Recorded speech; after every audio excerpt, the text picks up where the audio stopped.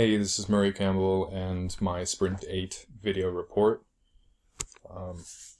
This week this week was focused on the sound manager and attractor mode, and I have implemented those things. Let's take a look at that, actually. So I basically have a sound manager singleton that handles setting the buffers and pitch values and all of that, setting the volume, things like that. I have something that mutes everything, which sets the global volume, which basically just like goes through every sound and sets it to a certain volume. And I have functions for playing each sound, and if anything needs to play a certain sound, like for example, let me go to, actually I handle a lot of this in the Wave Manager, so let me go to like here for example, spawn the spider, tell the sound manager to play the spider sound, and the sound manager plays it, and when the spider dies, it'll tell the sound manager to stop that spider sound, because the spider sound is looped, same with the scorpion, and so that works like that. So there's no checking for if something's playing or whatever. It's all just like handled by calls to play and stop, right? The sound manager system like works just fine for me right now. And then for the attractor mode, I should show that first.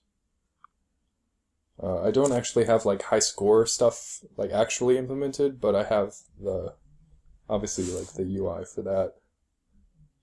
So everything's ready for that to get set up in next week. Attractor mode. Still getting this weird thing. I haven't like figured it out yet. I'll keep that. That'll be like a priority this next week, but I never got around to it this time. The attractor mode.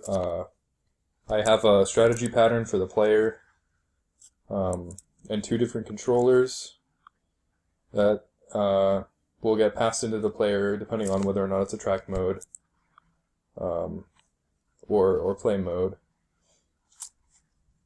And that's handled here.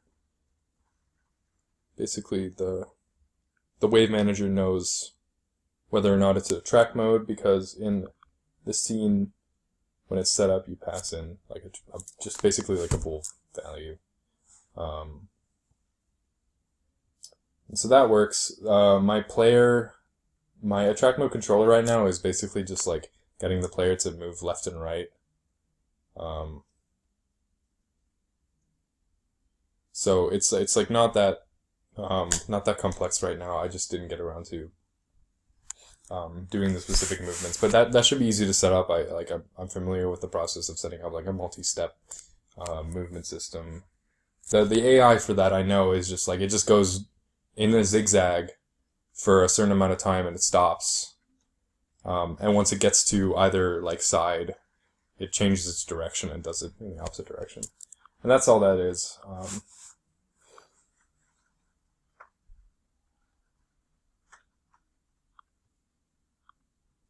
So yeah, the high score stuff obviously will come in later. That's pretty much it for this week. This sprint was pretty small, but I had a fair amount of difficulty working with the attract mode stuff and the sound manager. I guess it was just like it was a busy week as well. So, anyways, this is good, and this is like a good framework for me to now go and like fix some stuff and also fix that bug, and I should be good for the next week. Yeah, that's it. See ya.